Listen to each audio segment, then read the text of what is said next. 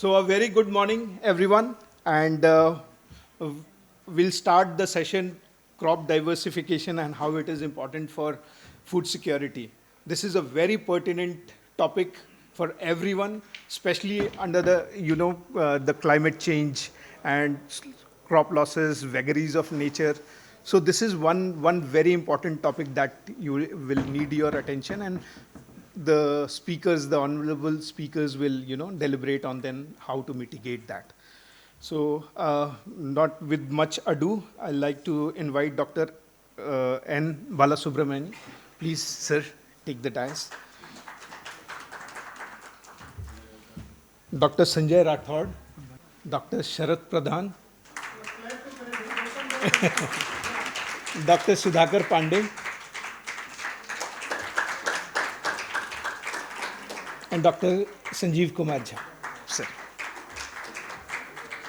So with the background, this session we'll start with Dr. N. Balasubramani, and his topic is role of extension in promoting crop diversification. Sir. Respected speaker, respected delegates, good morning. Thank you for giving opportunity for discussing about the role of extension in promoting the crop diversity. You all know that India have a very good success stories with regard to food production, and we right now, if you put together all green revolution, blue revolution, yellow revolution, we could able to produce more than 1,000 million tons put together. So much we have a success stories, but due to increasing tendency towards crop specialization and commercialization, people are moving towards monocropping. That is having advantage and also some disadvantages. And but in spite of all these success stories, we could able to still see more than 190 million people are malnourished in India. So there's a lot of scope for introducing crop diversification, and there are studies shows that if you increase 10% of crop diversification, there is a scope for increasing 1.8 to 2.4% increase in the dietary diversification. There is a close association between the crop diversity and also dietary diversification. So only when we promote crop diversification, definitely we can achieve the dietary diversification. In view of this, even United Nations has endorsed responsible consumption and also responsible production through SDG 12. That is very, very important. So in order to promote crop diversification, extension play a major role.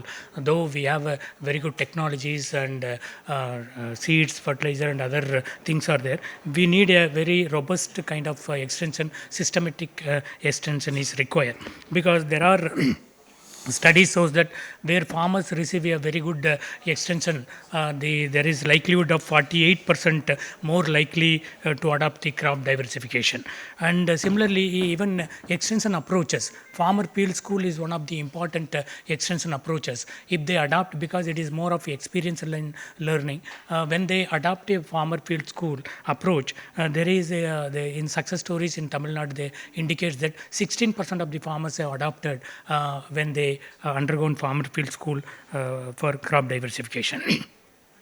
And with regard to crop diversification, we have a natural farming scheme. It is implemented by Ministry of Agriculture, Government of India.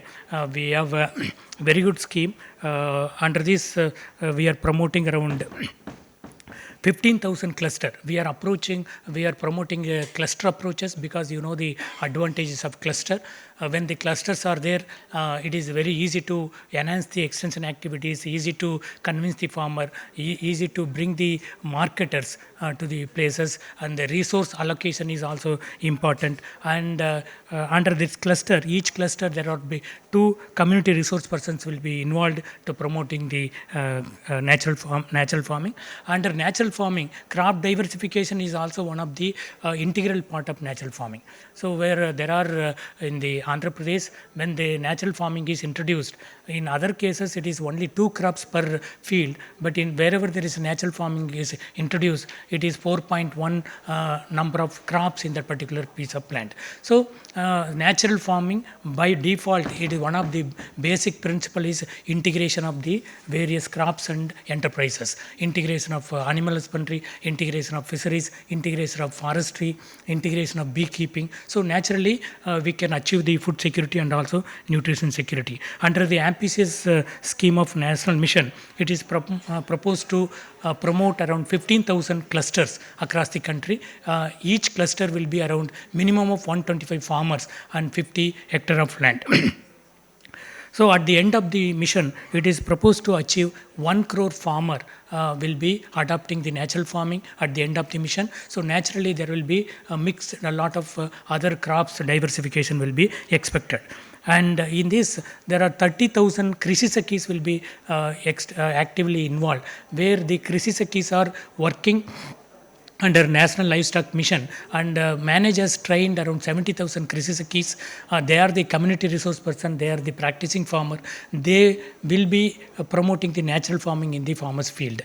So out of 70,000 already trained, 30,000 Krishi Sakhis will be engaged actively as a community resource person. This is one of the important approach where the community resource person will be having a mentoring role and demonstration they will be doing, and also they will train the farmer at the grassroots level.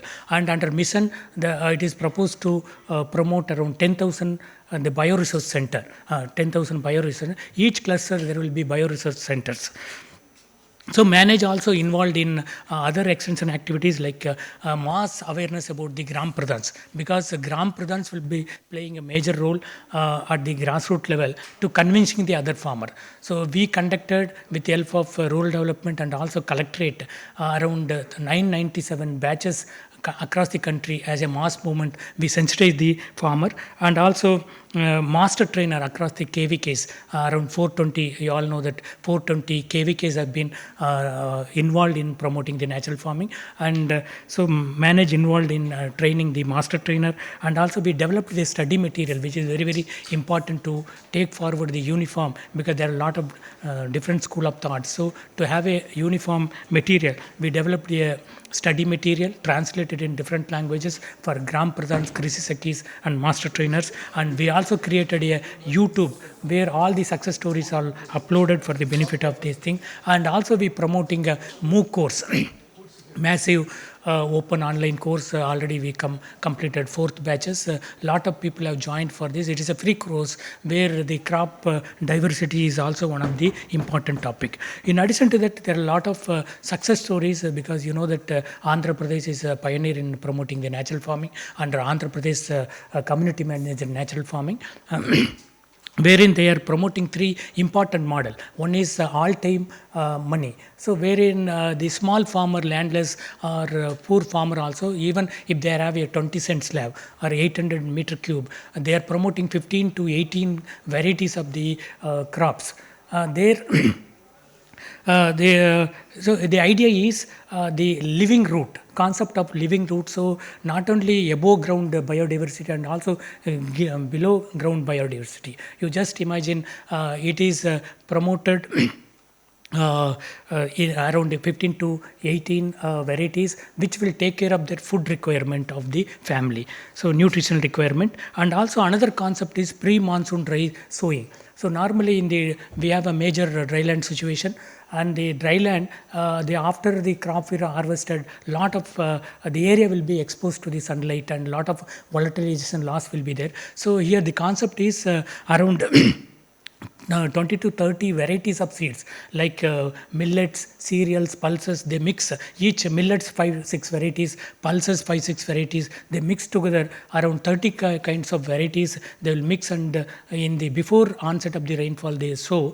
So when the even small rainfall, it will germinate. It will act as the diversity, and people will harvest, because some kind of grains will be there, some kind of pulses will be there. They will consume their nutrient requirement requirement will be fulfilled, and they will mulch it at the before going for the main crops. That is one of the. It is expected that around 40 to 60 million tons of metric tons of biomass is incorporated in the soil. So that is one of the model.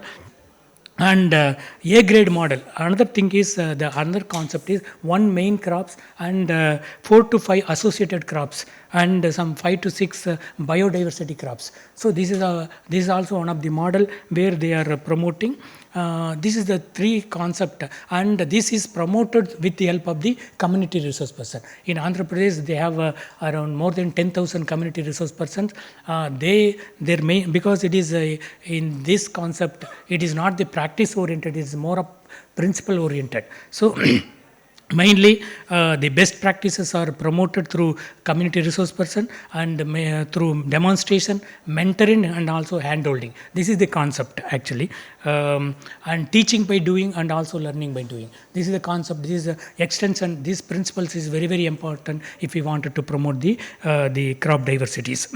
The concept is they are the leveraging the already existing the institutional mechanism. In Andhra Pradesh, especially in South, you can see self-help group concept is very successful, and they are selecting the willing and potential farmer, and each self-help group 2 to 3 people they are selecting, and some 10 self-help group they are collecting around 20-25 people, and with the help of farmer field school, the successful farmers field, they develop a model farm. In the model farm, every week they are discussing what is the importance of crop diversification, what kind of crop combination is required, what is the benefit. They are discussing in the farmers field and promoting this concept. And for in the government, now Government of India, there is a scheme for establishing the model farm. Every gram panchayat, around 25,000 financial incentives is also given. For those who are willing in the cluster, 2,000 rupees for every crop season is incentive is given from the government. After at the end of the program, they will be the field days are conducted. Nearby villagers are brought to the successful farmers field, exposing how they are making successful. And video demonstrations, success stories are screened there, and awareness meeting at the Gram Panchayat is conducted. So these are all the some of the important concept in the extension system is promoted across the country. Definitely, in spite of all this, because as I was telling, this is not a new thing, crop diversification not thing. Only thing is we need to change the behavioral aspect of the farmer.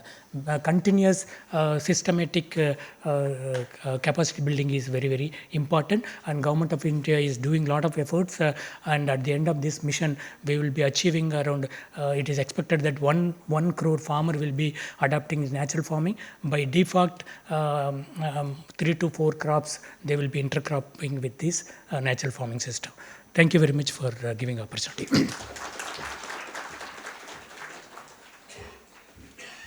Thank you, Dr. Balasubramani, Director Manage. Why you want to go for diversification? What is there for the farmer? Unless he gets some money, more income, why should he go? And who could be a better person to, deliberate on this? Dr. Rathod, HOD Agronomy, IARI. Sir, please. So, respected Joint Secretary, Sri Agrawal Sahab, our Honorable ADG, Dr. Pradhan, Dr. Pandey Sahab, from ICR, Dr. Jha, Dr. Balasubramaniam ji from Mendes. So, good morning everyone. I'm here to discuss. Can you share my PPT? Yeah. Is there? So, I will be discussing how this crop diversification help in building the long-term sustainability. This is also very much essential to ensure the higher income to the farmer. Now, if we see how the diversification or how it is important, what is happening as of now, not only in India but globally, 3-4 crops they are dominating in the food basket: rice, wheat, soybean, potato, and maize. Means they are ensuring more than 70-60% of the food. We have more than 500,000 of the plant species which are edible. So means depending on few crops for our all food requirement, not a sustainable approach. It may lead to the disaster like it happened in the earlier also. If you see in country level, there is shift in the area in many of the crop. 1950 to 2021, we have seen area under the millets and also the some of the crop has declined, but area under the wheat we can see has increased from 9.75 to 32 million hectare. Country level, we have satisfactory trend in the diversification, but some of the states like Uttar Pradesh is the leading state contributing maximally in the food production of the country. In this state, we are seeing the declining trend in the crop diversification, which is not a good sign for the sustainability and also not a good sign for the to ensure the good livelihood of the farmers. Again, if we see the major cropping system, food-based cropping system of our country, 5, 6 cropping system, they are dominating our country, all across the country. The rice-based system, which is dominating, being adopted more than 110 lakh hectare of the area in our country. So means we are depending on feed crop again. In this system, we are facing a lot of problems. The farmer, they are facing a lot of stresses problems. There are frequent crop failure, beads epidemic is there, then insect and disease, they are coming up. So what is required now? We must have the diversification plan in action. Number of problems they are coming up in farming, especially now the climate change. We all know agriculture is the victim and source of climate change. It is happening when we are following the, when we are depending on the feed crops, like the depending on the cereal-based systems, rice and wheat system. So they are also emitting good amount of the GHG gases. Like when we are doing the plant rice cultivation, we have more than 3 tons per hectare of the GHG emissions. So means this is the high time we must think, we must diversify, because again we see we have the largest area in the world in rice cultivation, more than 47 million hectare area we have in the rice cultivation. This is the largest area in any country of the world. So means, but our productivity in many areas is very, very low. So some of the area we can diversify and we can ensure the these ecosystem services, because farming mainly we are depending on natural resources. And now what is happening, we are unmindfully exploiting the natural resources. Our ecosystem is degrading, our ecosystem services, they are degrading. We are mainly focusing on the yield, but we are getting many more advantage from the ecosystem, especially agri ecosystems. So this can only be sustained if we follow the proper crop diversification. So why diversification is again very, very important? Sustainability means what we are producing is must meet the requirement of the population. Any practice which cannot meet the requirement of the present population cannot be a sustainable practice. So diversification has a good potential. It can also ensure that to meet the requirement of the present population and also the requirement of the future populations. Resilience, not a number of stress they are building up in crop production. So how the production system can overcome this stress, the resilience is very much required, and mitigation. So when any practice qualified to put these parameters, it is known as a climate smart agriculture practice. So crop diversification is certainly a climate smart agriculture practice which can ensure the sustainability of the resource use, and also it can meet the requirement of the present generation. So diversifying the farming is a compelling need of the for sustainability and also for the self-reliance. It is happening. Now we are one of the largest producer of the food grain in the world. Rice wheat also we are leading country, we are second after China. So means, but many of the commodity like the oilseed and pulses and many of the commodity we are now self-sufficient. So means now through this proper diversification plan, we can ensure to meet or make our country self-reliant, like the one of the means also our honorable Prime Minister, many of the occasions he said that we need to have the achieve the self-reliance completely in especially in agriculture sector. So some of the areas where we can achieve the self-reliance, we can in these areas the diversification having the one of the great potential. So what are the major driving force for the diversification? Major driving force is the economics. If we are going to the farmer and we are trying to tell them a lot of things like the environmental benefits, GHG emission, they will not be convinced until unless they are not sure that they will get direct economic advantage. So the diversification also ensure means maximum economic advantage to the farmer, but we need to plan it, we need to execute it properly. So diversification can be done by many ways, by horizontal diversification, vertical diversification, then there is also the practice diversification. Like in rice cultivation also we know that we are doing the puddle rice cultivation, lot of water we are using. So we can do the direct seeded rice, then again irrigation, if we can go for the micro irrigation, nutrient management, if we can do the real-time nutrient management, then also we can minimize the wastage of resources in agriculture production, and we can ensure the means the sustainability of resource use. So now the integrated farming system, what is the perfect model of the diversification? And a very good thing has been discussed by Dr. Balasubramanian ji in his inaugural speech. So the perfect model of the diversification is the integrated farming system. In our country, most of the farmer, more than 85% farmer, they are small or marginal, having less than 1 hectare of the area.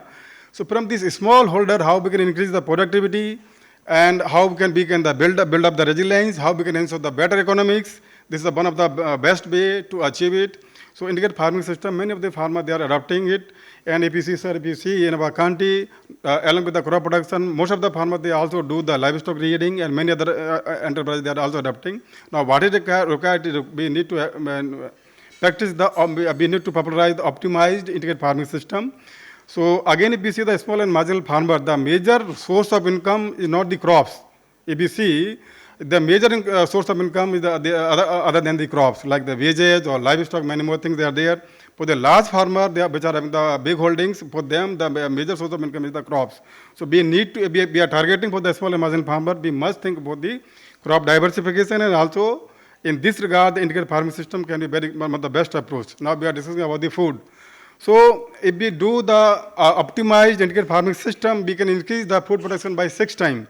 So compared to the rice-based system, which is the M1 in this case, when we did this thing, we suitably integrated many of the components and ensure the synergy and complementarity, then we can increase the production, food production more than 6 times.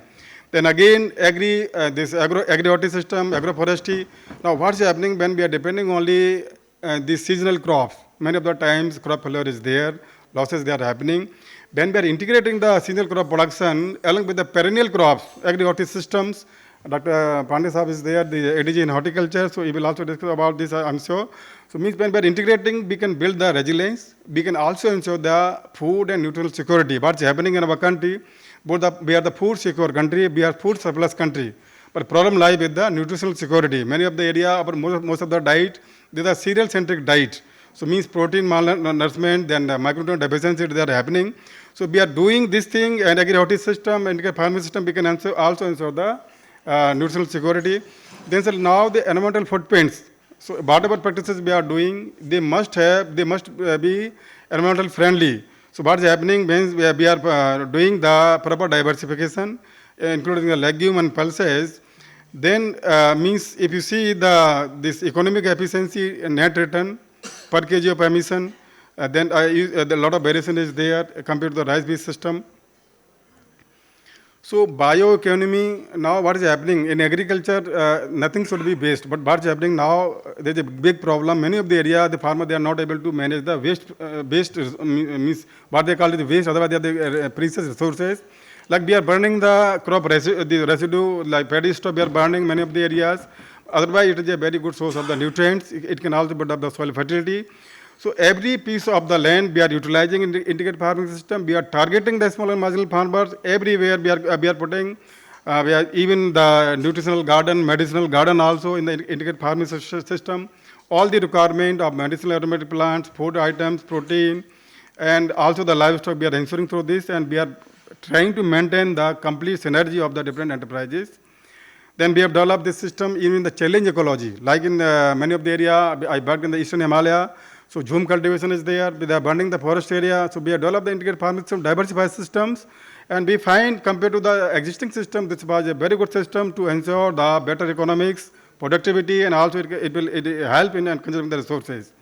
And now what we are planning to develop the climate smart villages, means climate resilient villages. Means targeting only few farmers will not serve the purpose, like Dr. Balasubramanian also discussed about how we can ensure the climate resilience on larger scale. So means in this approach also to develop the climate resilient village, the diversification, integrated farming system, very, very important components. Without this, we cannot achieve the bring the desirable result in terms of the developing the climate resilience at village level or as community level or block level. Here again, it is having a very important role to play. Even many of the approaches, if you see the alternate land use system, diversification, they are very, very important component. So conclusion is that, take home message is that the diversification is the need of our. We need to promote it. The farmer, why the program, Government of India is running this program on the larger scale. Many of the schemes they are going on, but still the lesser area we have under diversification. Even the area under rice is further increasing. We were having only 41 million hectare, now increase up to 47 million hectare. But This is that high time means through providing the improved variety or seed or this oil seed and pulses, many of the crops and vegetable crop. If we bring or we design a good policy, then certainly we can achieve the desirable results. Even PMO also, they have identified the integrated farming system, one of the best approach to double the farmer income. If you see the document for the doubling farmer income, where also we will find in detail how diversification and integrated farming system, they are the approach by which we can ensure the higher income of the farmer. So I'm thankful to the organizer for giving me the opportunity. Thank you very much. A big thank you, Dr. Rathod.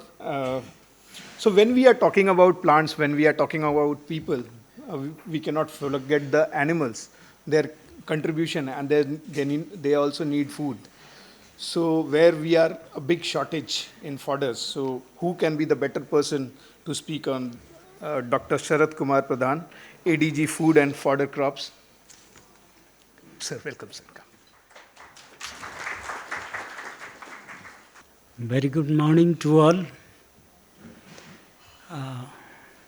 Respected Chairperson, Joint Secretary, with us Dr. Pandey, ADG Horticulture, Dr. Rathod, HOD Agronomy, Dr. Jha, dear participants, and fellow delegates. So my talk is crop diversification and its role. Particularly, I will be analyzing what are the various possible states, places, and the various regions where it is a challenge and where we can do.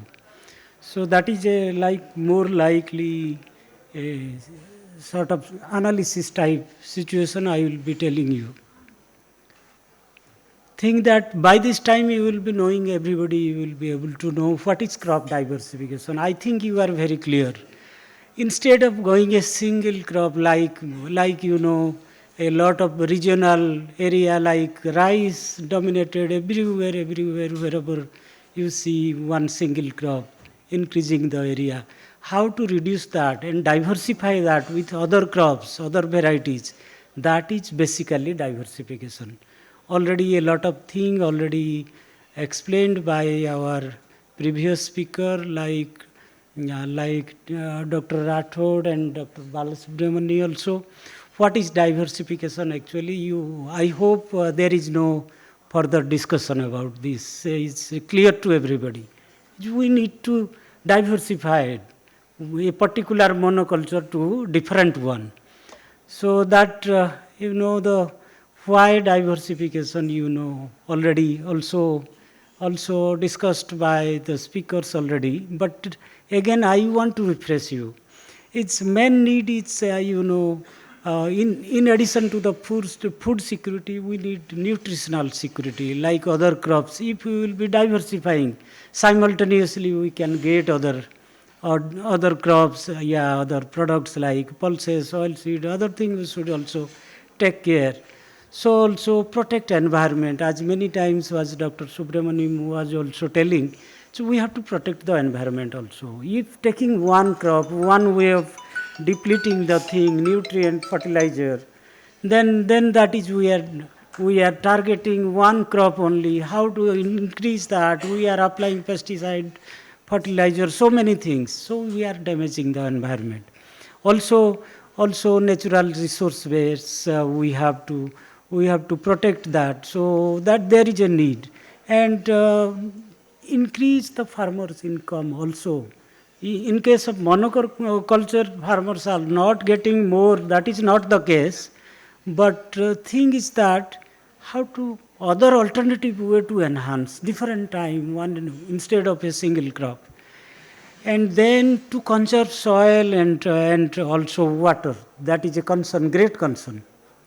If highly water consuming crops you will be going on without thinking other one, that means we are declining the table, and those are resources of our country. Those are actually inputs are our water, land, those are resources.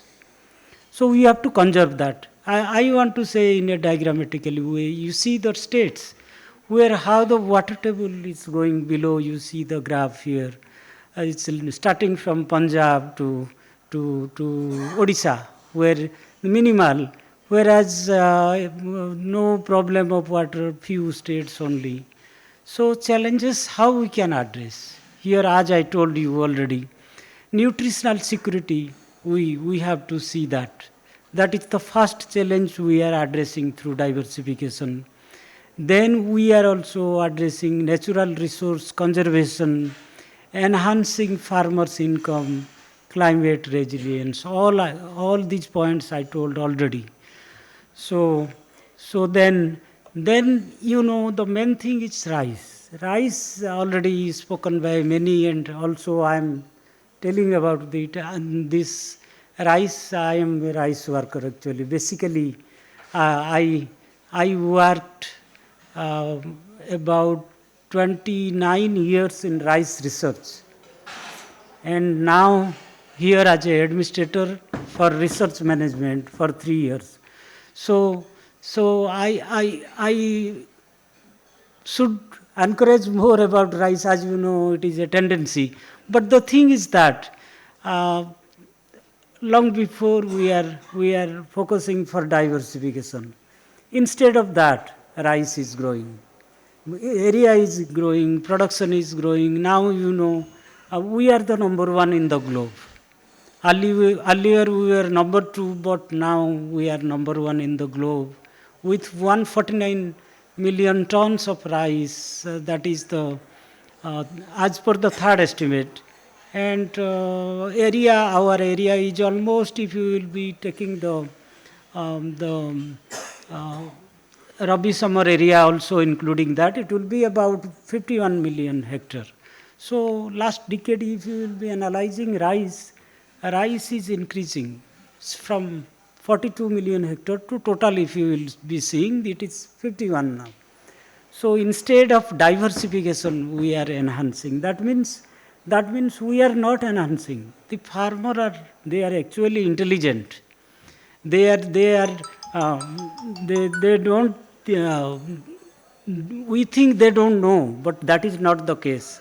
They are, wherever I will be analyzing those factors, why we are facing difficulty in this diversification. So if we will be seeing the rice crop, I am just showing the country as a whole, 614 district where rice is being grown. And critically, if you will be analyzing, you see 158 districts is most efficient district, and 93 are next to 168, 158. Then 234 like less is efficient district in rice production, and 129 not suitable. Still then rice is being cultivated. This is why the region we want to analyze. You will be astonished to know that this 158 district, they will be how much? It will be about 25%, 158 district out of 614, they are contributing 59% of rice production. And you see 93 district, they are only contributing 7%. And 234, you see 34% only. So what I want to say that there is variation, drastic variation, but rice is being grown. There are some reasons. So what I want to say here, where we can intervene? What are the districts where we should target? We should target where 234, 93 and 129. Though they are less contributing, still then rice is being cultivated. Those are our intervention point. Yeah, policy planner, they should look into those areas. That is the thing I want to say here. You see, in case of national average, rice is 2.58 ton per hectare, while the most efficient, what I told you, 158 average, if you will be seeing, it is 3.43 ton. And the less efficient, that is about 234 districts. the productivity is only 1.89 million tons. Still then we are cultivating rice there. It's a predominantly. Not, we are unable to means change the farmers. The reason is that, rice is life for the people. Since time immemorial, it is considered, it is not as a commercial crop. In India, we used to see it is a life. It is a life, it is a tradition, it is a culture, starting from, birth of a child till death. How we conceive in the village. If there is a childbirth, also we worship using rice. Some of the cultural function, if marriage also, again rice using rice, some of the things, pujas, something using rice we used to do. In case of death also. So it's a way of life in our country. We are unable to live it. So, but the thing, other part of it, commerce, you can say, most of the part, if you will be going the eastern part, like Odisha, Bengal, the various cultural practices also linked with rice, cultural practices, various functions, like so many important functions, like Diwali, Holi, those are linked with the festivity with this culture where there is a gap in the rice cultivation. So what I want to say here, convey here is that this is actually the life of the people of the country. It is very difficult to change the mind setup. So we have to analyze the region now. Then only we will be able to succeed if we will be targeting diversification. So that's why I told you that there are many scope in the places of like 129, 234, 93. Those districts we can intervene. And we have to convince them. Now, rice is not the life. Rice is for commerce. So, if I will tell about the area, this was in 1920, it was 46, now it is 51. So, we are unable to diversify, we are increasing only. Wheat you will be seeing, 1920, this was 31 million hectare, now it is 32. Here the increase is not so rapid like rice. Maize, of course, we need, blending of petrol with this ethanol production. So that we want to diversify more in, I will be telling in ahead in the few of the slides. So where we can, what is my point of telling here, where we can intervene, like district wise, I told you the graph there, district wise we should have a target and then phase manner, not abruptly everywhere we should target, in a phase manner, and based on the suitability, agroclimatic zones, what are the crops, various possible we can take, that accordingly we should. And abruptly we should not also go beyond 50% of the additional area. So rice, if we will be showing, as I told you, district we should target, it's below 3 minutes only. This is low. Yeah, I have just started. So again, anyway, I have to finish it. Below national average, there are so many districts. In Odisha 25, Chhattisgarh 14, Madhya Pradesh 18, Bihar 19, Uttar Pradesh 6. These are the care, attention we should think for diversification. Similarly, in case of wheat, where there is below national average, Maharashtra 26 district, Madhya Pradesh 15, Jharkhand 13, Gujarat 7, Rajasthan 8. And if you will be thinking for maize also there are below national average districts. So those should be taken care, what I want to say. So quickly I will be moving now. So if you will be seeing the procurement of that, rice, you see 52 million tons of rice is being procured from our total production, which is about 38%. Similarly, in case of wheat also, it's 73% of wheat. The country is which 23% of which out of total production we are procuring, and the mainly not whole of the country, few pockets only. Few pockets means few states. In case of rice only, Punjab, Haryana, Chhattisgarh, Odisha. In case of wheat, Punjab, Haryana. So that means where we need to intervene, that you have to accordingly prioritize. So there are so many things we need to discuss also, point while finally going the intervention point, yeah, where the district we should target, is that there are so many of the green revolution states and non-green revolution states. And the pattern of crops, actually, you will be finding differences. So shifting of the green revolution states, crop diversification, what is shift I mean, is a different than the non-green revolution state. You understand what I want to say, green revolution states? It's after, its topic is like that. When we got independence, we were able to produce only 20 million tons of rice. Say, for example, rice, yeah, if you will be telling food that is 50 million tons. And by that time, we had 34 million crores of people only.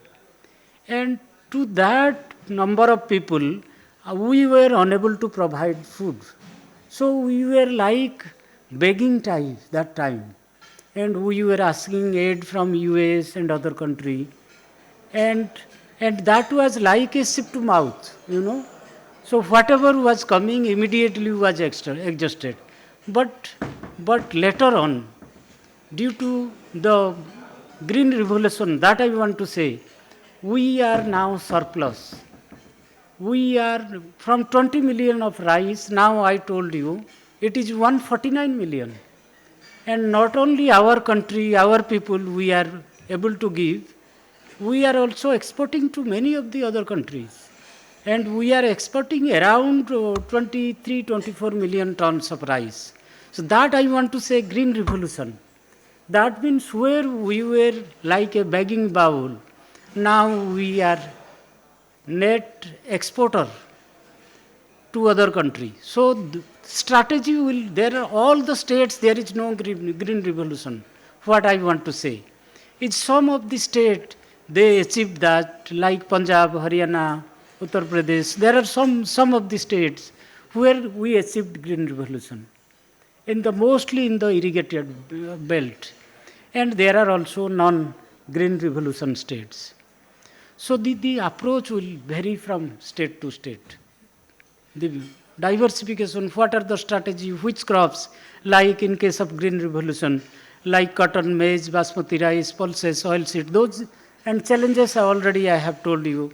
In case of non-green revolution state, where there is a rainfed more, where the states are dependent on rain, you have to introduce such crops like pulses, new crops, something that will be very remunerative to the farmer. So we have to see in future slides. So crop diversification, its main drivers is a policy part, that is like your incentive. What incentive you will be giving for taking up other crops? Rice is a very remunerative, I will be showing you. You see from the table, if paddy you are cultivating, and how much you are losing from others. It's a simple calculation. If paddy you are taking, your net return is 56,000 per hectare. And if you are taking maize, how much of minus compared to paddy? Then mung also is about minus. But here I have shown groundnut is a positive. So these are some of the things, price incentive, unless the farmer they get, they will not leave the rice. Though that is my point here, my point of message is that. Another thing is that, I told you, we have taken a lot of rice, purchasing, and those we are keeping in the storehouse. How much I told you, already ho gaya na? Ho gaya. So, but your organizer told me as much you will need, we will give you. So he is sitting here. Anyway, I will finish maybe within 4 or 5 minutes. So my point is that it's 1 minute he has given me. But I want to take, it's very important, rice, I am a rice person and I am reluctant to leave rice, how the farmer will live. So that is the hard thing. So what I want to say that, by storing rice in our surplus rice in the godowns, yes, granaries, how much we are losing that. By storing per kg at least for cost of maintaining, milling, transport, cost of that is about 33 rupees per kg. So if we are saving about, what is the total amount is, if per quintal we are saving in the storehouse, about government is investing 1,36,000. So if that government is wasting that amount by just putting in the storehouse, your surplus government purchased and put in the storehouse, if that amount will be given as a subsidy, then maybe it is one incentive I told the example. Whatever we are storing. So you know the bumper stock I have shown in the graph, how much it is being stored, 55.03 million ton in case of rice and maybe 18.99 for wheat. It is extra we are storing, whereas our norm is 13 million ton for rice and 7 million ton for wheat. How much extra? How much of we are losing? So can we give these to the farmers as incentive? So then next point is, what are the potential area where we can intervene actually? Is rice, wheat, those area. For example, in case of, let us analyze Punjab. Punjab, all the area are not potential area. 20 lakhs hectare area, 20 lakhs where we can diversify a crop. So time is short, more I cannot explain. So in similar way, in case of rice, wheat also the alternate cropping system, where it is alternative to rice, yeah, rice, maize, something like that, there is also potential where you see here another example I want to give you. If we are cultivating rice, 13 ton per hectare we are getting. What is the thing I have given in, if I am taking maize, plus cowpea, how much rice equivalent you see, compare. So you have to take accordingly a suitable enterprise, like I have shown here, maize plus fodder is 36 ton per hectare, the farmer will be able to get that. Such enterprise, yeah, combination of diversification, so many alternatives are there. So you have to be very clever in actually intervening in the places where at the right more profit will be coming rather than rice. So there are other like cropping system, rice, cotton, rice, wheat, maize, wheat, so rice, potato, wheat. These are the second cropping system, but less we are giving priority. So also about the crops, states with more of the rice, you see different yield level in case of rice in Punjab. With those you have to see the points where intervention we can make, that I want to say. And diversification, particularly in brief, just I want to summarize here. MSP is one point I told you. Then enabling the quality and climate resilient variety, we have to give the alternative crops. Then integrated farming, already Dr. Rathod told, we have to think for those diversification. And then productivity and enhancement through management practices, good practices, precision farming, so many things. And then focus on the crop insurance sector also if there is failure. So you know, Government of India, Agriculture Department, they have also started AgriStack, where all the land holding, all in a one platform, you can able to know what is the area of those your culture, monoculture, yeah, diversified crop. You can also think that. And then Krishi DSS, where you can know, you can plan how you can take up the area existing, what is the existing area of rice, what is the other crops, probable crop you can suggest. That also, suppose in case of, yeah, ho gaya. So cotton, yeah, wherever the possible, that software will predict you. So these are the possible way. So thank you very much. It's a lot of thing to be spoken. It's very difficult. Thank you, Dr. Pradhan. As he aptly said, rice becomes a habit. So वो छूटती नहीं है. But जो भी छोड़ता है, diversify करता है, they have reaped rich benefits. And for that, I would like to invite Dr. Sudhakar Pandey. Horticulture, you know, total horticulture production is higher than now food production. And these are the people who are responsible. Thank you, sir. Good afternoon to all of you, dignitaries on dais, and all respected delegates. So, you have listened the 2 to 3 lectures which is related to crops, diversification. Here, I would like to give some glimpses, particularly in horticulture. What is the strength of horticulture? We know that in India, we are growing near about 210 horticultural crops, which includes fruits, vegetables, plantation crop, medicinal crops, spices, and several other floricultures, mushroom also, that is also coming in the horticulture crops. As you know, due to increase in the income and increase in the urbanization, as we know, the earlier urbanization was near about 23%, now we are reaching at 37%. Therefore, due to the income and urbanization and health consciousness, the demand of horticulture is increasing near about 4 to 5 times in coming future. So therefore, the production, particularly for horticulture crops, is very important. Here we can see the now at present we are ranking second in the production, and we are contributing near about 34% in our agriculture GDP, and horticulture is only occupying the 12.5% total cropped area. As you know, the India is accounting approximately 13% of global fruits and vegetable productions. Our country has seen a remarkable rise from 25 million tons in 1951 to 362 million tons from an area of 28.83 million tons at present.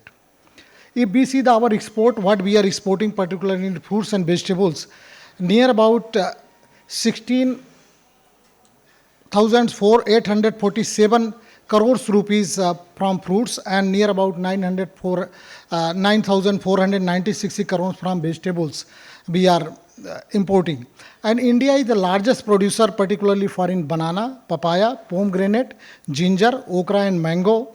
Similarly, we are second largest producer, particularly in potato, onion, brinjal, cabbage, and cauliflower. Here we can see that if we see the growth rate of horticulture as compared to the fruit grain cereals, we can say. So if we include the CAGR, 4 to 5% growth rate of horticulture are being recorded at presently, which is 1 to 2% only in case of cereals or food grains. So therefore, if we see the share of value, particularly fruits and vegetables, compared to cereal, which was 55% in 2005, has increased near about 109% in 2022-23.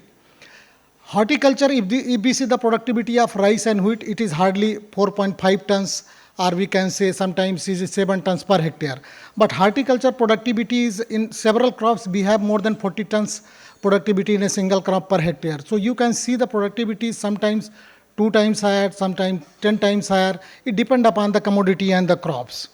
And efficient land is, we can see, we are already contributing 34% in our GDP by using only 4.5% total cropped area. So most of the horticultural crops are export-oriented crops. They are providing premium price to the farmers. And horticulture crops, if we see the cost-benefit ratio, here we one examples I can quote. Only this is sole crop of mango. The cost-benefit ratio of mango is a 4.5, where if we see the wheat, this is only 1.1%. Therefore, farmers are now adopting maximum horticultural crops, particularly in their diversifications. If we see the challenges, particularly in horticultural sectors, what are the challenges, how we can cope up these challenges? So India shares horticulture exports at global rate only 1.7%. So here a lot of scopes we have. We can increase our export. If we can increase our export, then farmers can get better price and their income can be increased.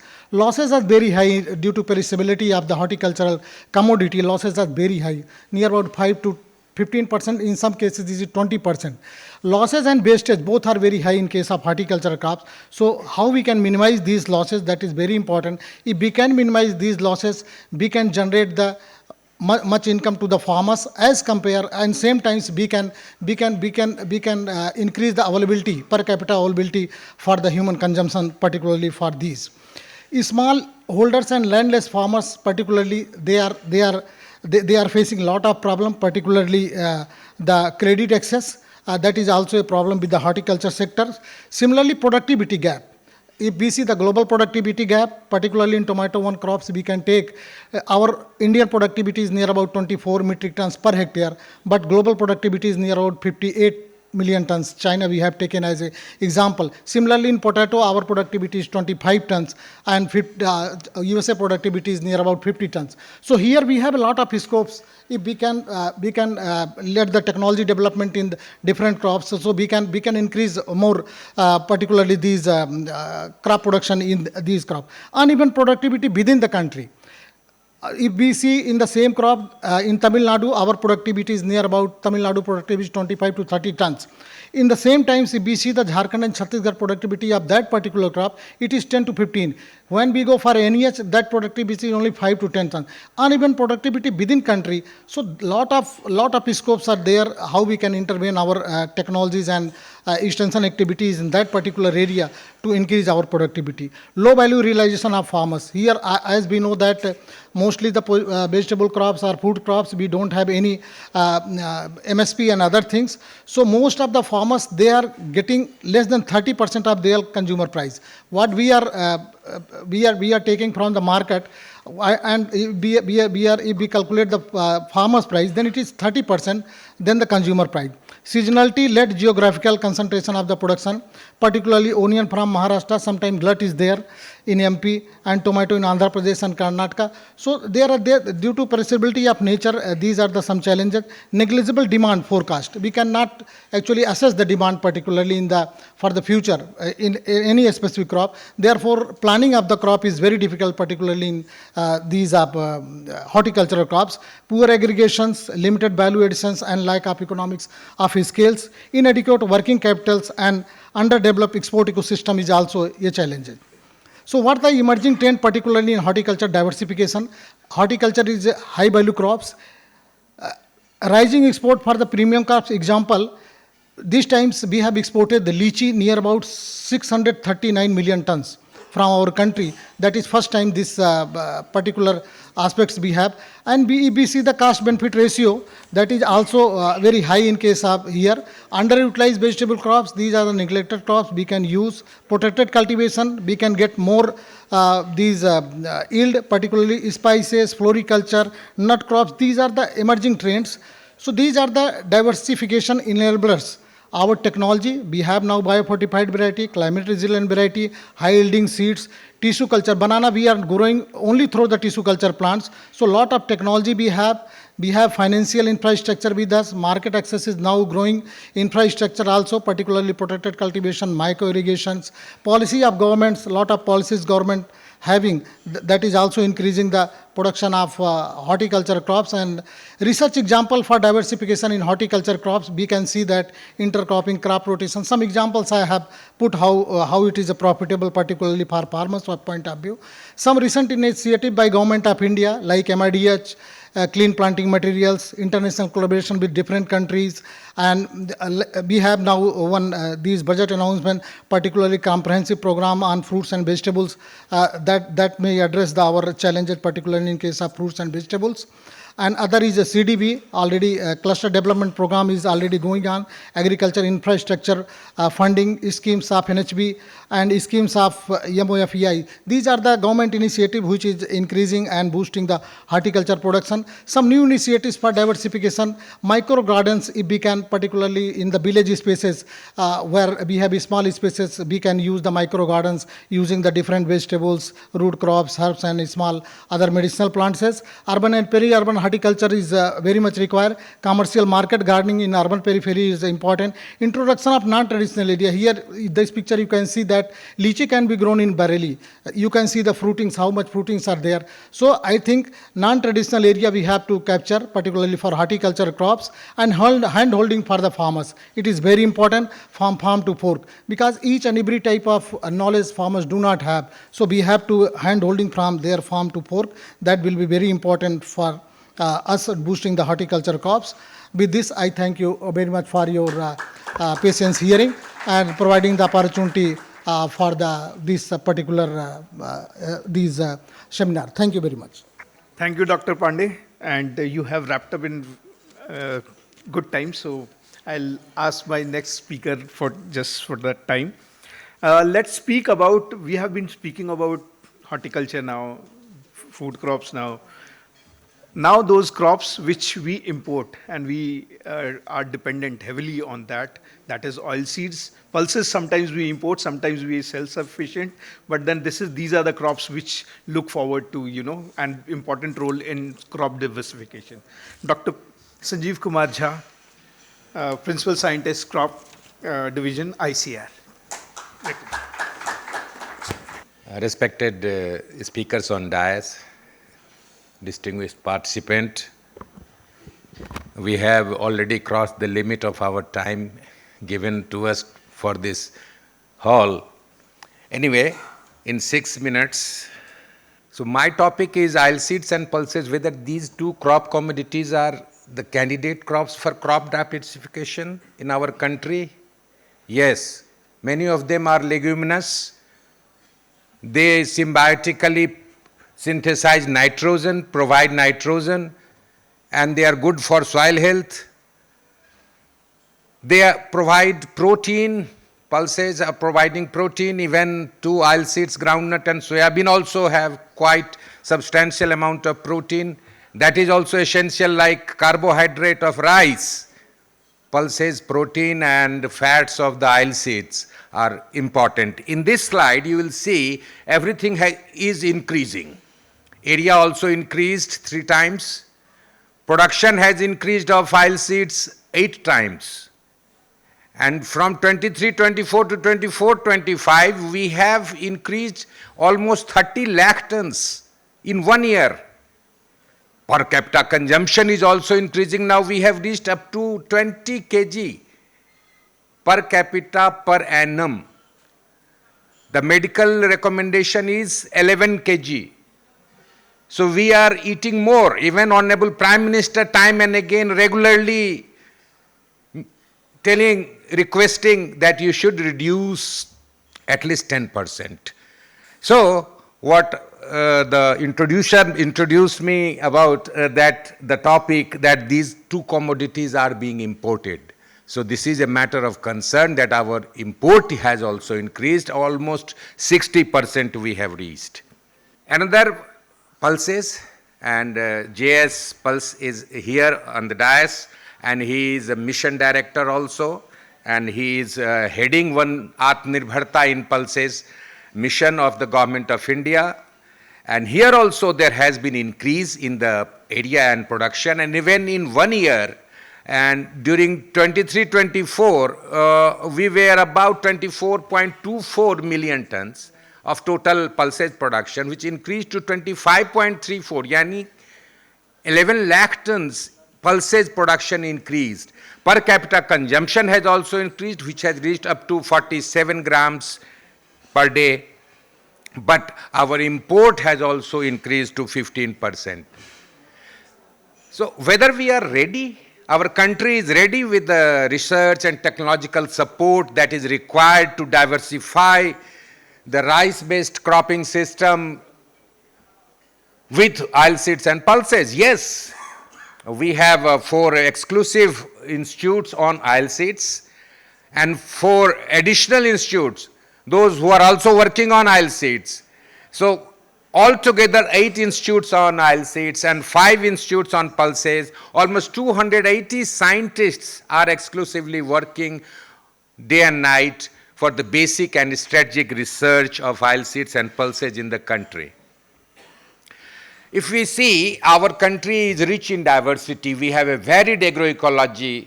Unlike Western countries, they have a similar kind of, but we have temperate, subtropical, tropical, various variety of agroecology.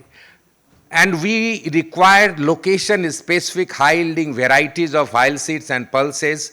That is why ICR has a very important project that is called All India Coordinated Research Project on Oilseeds and Pulses. For almost last 6 decades, almost 543 scientists and 417 technical officers are working at 181 centers in the country in association with the state agriculture universities of this country. What they are doing? So they have been doing for last 6 decades, and here I'll see milestones I am just referring, but since we are having less time, I will pass it through, that here the first variety, the first breakthrough in any oilseed crop or pulses crop have been given in these. So you will find that some early maturing oilseeds have come. Some first hybrid in 1976, castor hybrid, GCH3, 1976, first time in the world. So that kind of distinction this group has. Similarly for pulses also we have milestones, several milestones like extra early maturing mung bean, 52 to 53 days only, less than 2 months. No other country in the world has done so. So these kind of achievements that we have, even essentially derived varieties, suppose some variety is very popular among the farmers and they have now getting attacked by a particular disease, but that variety is very popular. So then we make some changes only for that disease, rest other things remain the same, and we call it essentially derived varieties. And we have chickpeas, 2 important varieties that has come for wilt resistance, drought resistance. So we have made technological breakthrough in terms of higher yield, earliness and maturity, so that it can go into any cropping system, then photo-thermo insensitivity, so that it can cultivate across the 3 seasons, then it should be amenable to mechanical harvesting. That kind of plant structure is to be developed. Then value addition is important, its oil quality is important, then pulses. Then tolerance to disease and pest, these are also the breakthrough aspects and essentially derived varieties. So if we see the last 11 years, how many varieties that we have developed for different parts of the country, you will find that oilseeds we have 432 for 15 oilseed crops, and for 14 pulses we have 467 high-yielding varieties. Crop-wise distribution has been given, and traits of our interest for developing these varieties are the 3: yield, it should be higher yielder, then it should have a climate resilience, high temperature, less water, drought, and quality of oil and quality of pulses. Many times people talk that our country has very low productivity. In this particular slide I have come with our productivity in India, world's average productivity in the second, third column, and then we have the states which are having higher productivity than the world. There are several examples. All these varieties reach to the farmers through a kind of value seed chain. So that seed chain, we are the provider mandated for providing the breeder seeds of each variety that will be converted and then that is distributed. So here we have made sufficient contributions in production of breeder seed. We are also conducting frontline demonstrations when any new technology or varieties are developed. They are being demonstrated at the farmers' field by the scientists themselves to assess it at a small scale. And they have found that almost 40% yield gap between our technology, scientific technology, and the farmers' technology. There is a yield gap of almost 40% in oilseeds and 35% in pulses. So what strategy we are suggesting? Vertical, increasing the yield, and horizontal. Horizontal means increasing the area of these two crop commodities can be helpful in increasing our domestic production and reducing our import. First aspect is varietal. New variety must come into the seed chain, and you will find out that we have made enormous improvement in last 6-7 years, and even in pulses, 99% varieties are of less than 10 years old.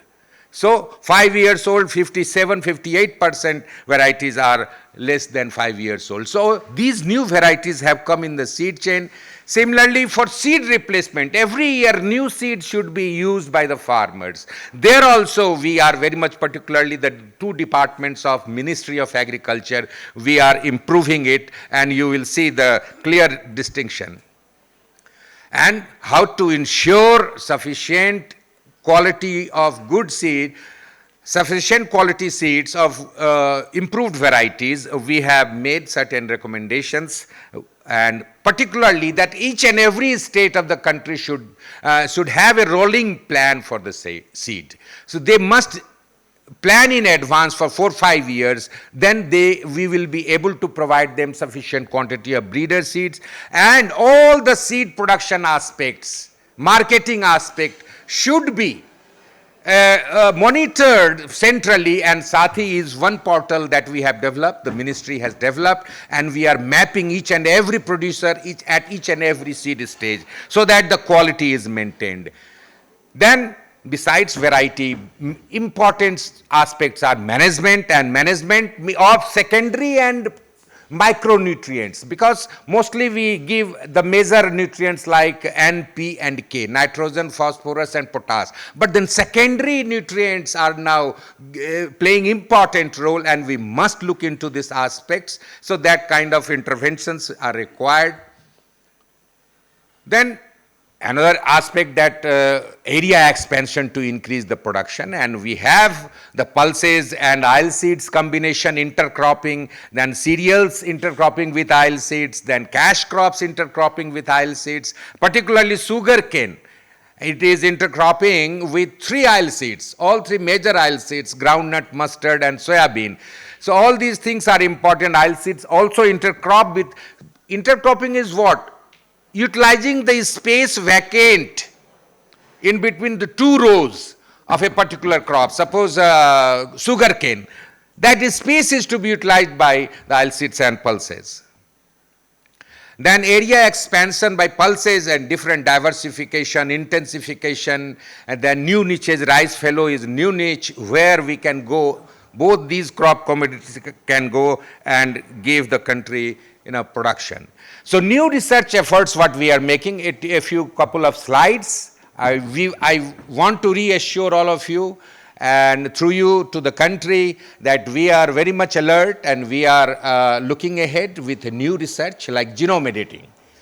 Genome editing, that is most important project at hand presently for oilseeds and pulses, and we have identified the traits.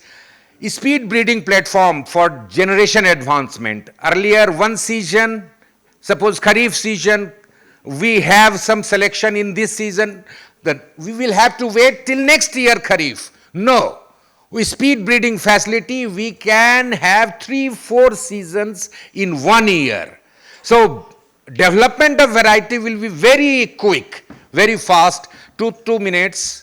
And then consortia research platform for hybrid development and import of new germplasm, because many countries have good germplasm and varieties and hybrids. We want to import them, We want to test them here. If that is okay, we will introduce them in our system. And mission on high yielding seed has also come this year. Here I want to request particularly to the press and media. Here the thing is genome editing, it is not transgenics.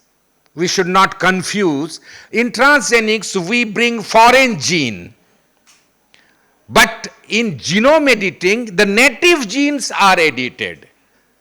So something is done within the system, not foreign genes are added. So no confusion should be there that so many things are being done, genome editing, what genome editing. And so these are the oilseeds and pulses crops I have enumerated in the second column, and you will see the target traits we have particularly for yield, disease pest resistance, quality, all these are our priority traits for the genome editing. And very quickly, and we have that facility of speed breeding also, so very quickly we will be able to give you good variety, high yielding variety, disease tolerance and resistance variety. Even as I told you that we are importing also, so a few times ago during the last 3 years, 11,279 germplasm have been imported for different oilseed crops, 136 for pulses from different countries, and we are ready with another lot of import from the foreign countries.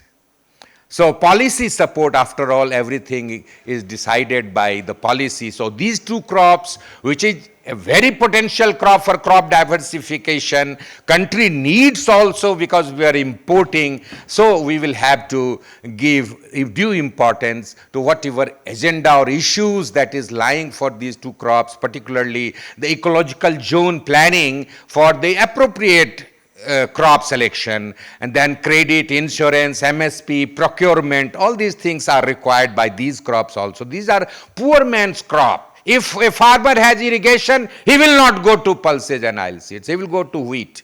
He will go to rice. Why? If you have irrigation, this crop also requires water.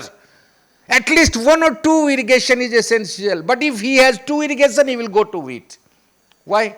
So that kind of support is required, and these crops are potential, very much a protein and fat source for our diet, daily diet, and we are deficient. So these are the aspects. Thank you very much, and my mobile number is here. If anybody wish to get any kind of clarification or more information on these aspects, I will be pleased to answer them. Thank you very much, sir.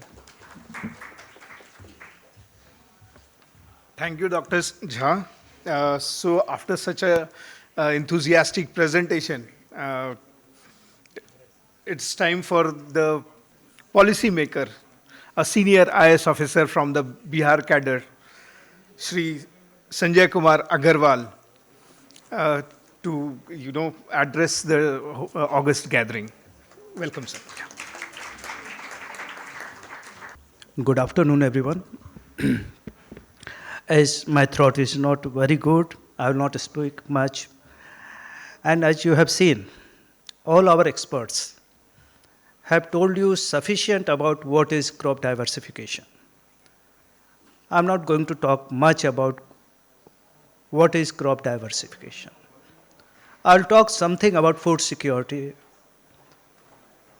because food security means security for the farmers, security for the consumers, security for the nutrition, and at the end, security of the nation. As you can see in today's world,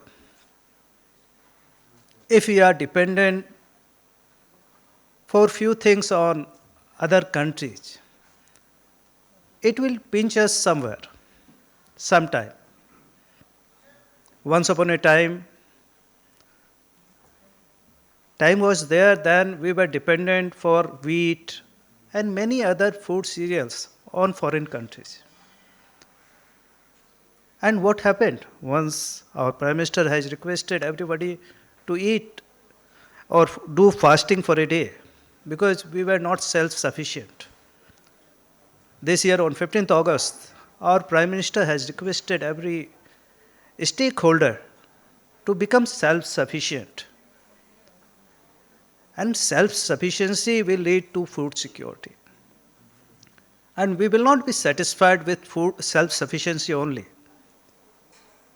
Our purpose is to become a global leader in most of the crops. And we are. In many crops, as on today, we are the global leaders, like pulses, spices, milk, millet, bananas. We are the number one. We rank second in rice, tea, wheat, cashew production. But our growing demand, growing income of the country is requiring diversification. Again, once upon a time, roti was a challenge. Then Green Revolution came. Roti and chawal became a challenge. Then we have introduced so many programs. But growing income needs roti, chawal, dal, roti. Pulses has included, and now every middle class to lower class family, they need pulses in their one of the diet. Things are improving. Now dal, roti, sabji. And from dal, roti, sabji, we are moving towards dal, roti, sabji, phal, fruits. And that is the whole story of diversification. Diversification for the farmers and for the consumers. Because consumer needs it. If you'll visit the food stalls, food festival stalls, you can find so many varieties. It is our country. Various part of the countries produces so much of variety. But where is the young farmer? You will find the farmers with the average age of 50 plus. If you will not diversify, the young farmers will not be attracted toward this profession. They want more income. They want more energy in the farming. And you have plenty of options. Our all experts talked about one of the options. And people are doing so good. It is not that our production and our productivity is not self-sufficient. In many parts of the country, farmers are doing wonders. But at the same time, another part of the same country, another part of the same crop is not producing that much. Here our roles comes. Here lab to land initiatives require more stress. Here the extension workers requires more effort because farmer is unaware. He doesn't know about all these options. I have visited one school when I was district magistrate. All students were of class 10th. I asked कि आप लोग क्या बनना चाहते हो future में?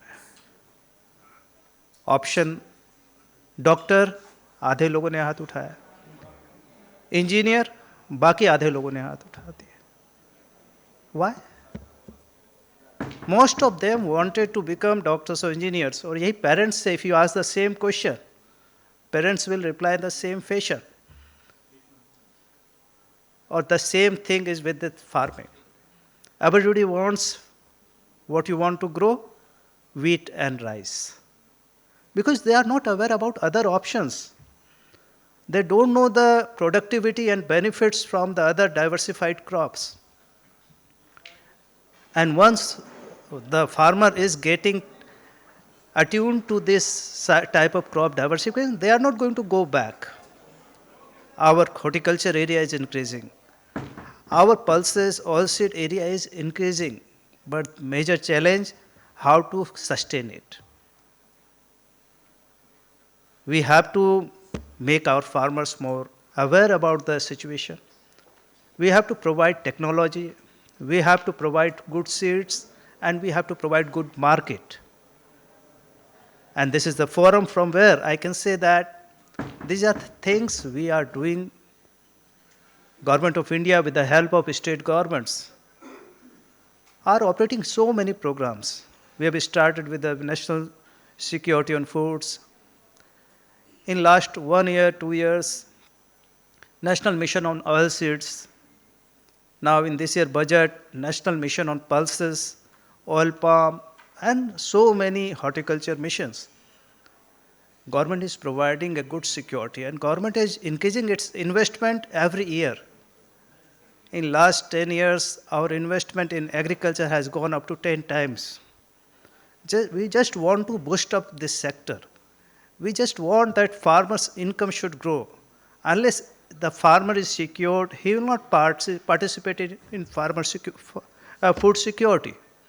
So that's why we have to think completely how we can change the mindset of farmer who is at the ground level, who is customized, who उनको आदत पड़ चुकी है, अभी कहा ना चावल की आदत पड़ गई. Like that, he is also accustomed with the practice he is following. But at the same time, many of the progressive farmers are doing wonders. We should learn from them. We should make them role models. And now in the Viksit Krishi Sankalp Abhiyan, government is trying to do that. In last Kharif season, we have reached up to 1.5 crore farmers. And again, from the 3rd October, we are going back to farmers, but this time we are going to focus on diversification.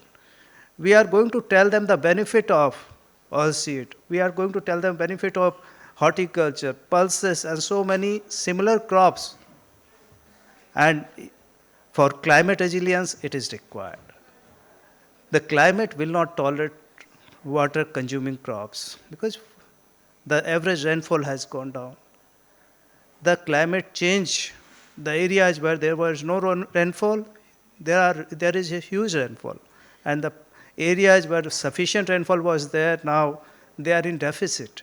This year also, the eastern part of India is facing rain deficit.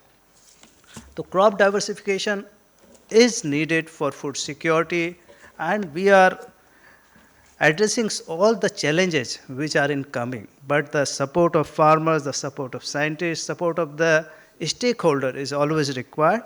And I would like to thank all the participants and especially all the experts present here who has talked significantly about all aspects of diversification.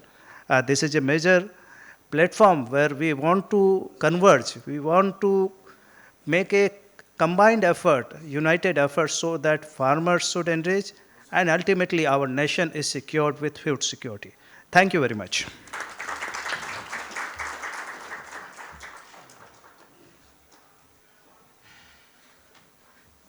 Thank you, sir. So now you have heard the policymakers, you have heard the breeders, the scientists, and of course, what they have to offer to the farmers. We would like to thank once again Joint Secretary Sir for taking time out from his very busy schedule for this because he thought it very important and he wanted to be here. So that's why thank you once again, sir, for your time. And hopefully this deliberation will lead to some, concrete results, we hope. Thanks once again. Before everyone leaves, we would like to just offer a token of gratefulness to all the speakers who are here. So I'll just invite sir to, as up samne aaji. So Dr. Balasubramani, इधर इस तरफ और सामने बीच में centre. A big round of applause, sir. Yeah. Dr. Sanjay Rathod. Thank you very much, sir.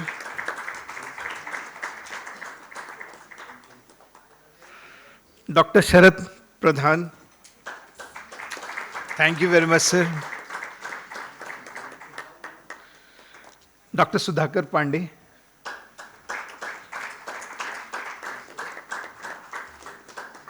Dr. Sanjeev Kumar Jha.